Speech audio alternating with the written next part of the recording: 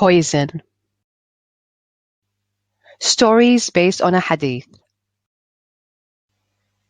Hussein was returning from the town. He was returning to the village where he lived. I am so happy. I sold all the goods I took to the market. My donkey can graze, and I can have a snooze under that tree, he thought. He was falling asleep when he remembered the money in his bag. He wanted to put it in a safe place. He opened the bag. All the money was there. Nothing was missing. I will put the bag inside my shirt to keep it safe, he said. He then went to sleep.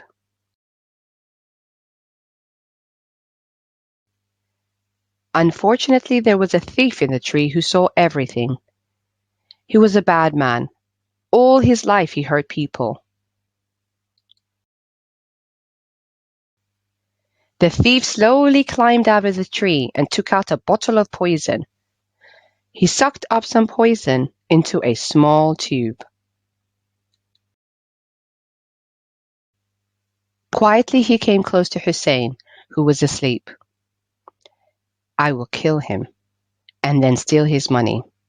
All I need to do is blow the poison into his mouth. He was ready to blow the poison when Hussein sneezed. The thief was shocked.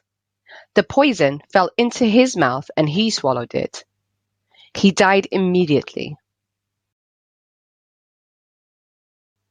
The hadith says, whoever harms others, Allah subhanahu wa ta'ala will harm him. haddii aad ku cusub tahay channelkayaga fadlan taabo subscribe like amba share si aad noo taageerto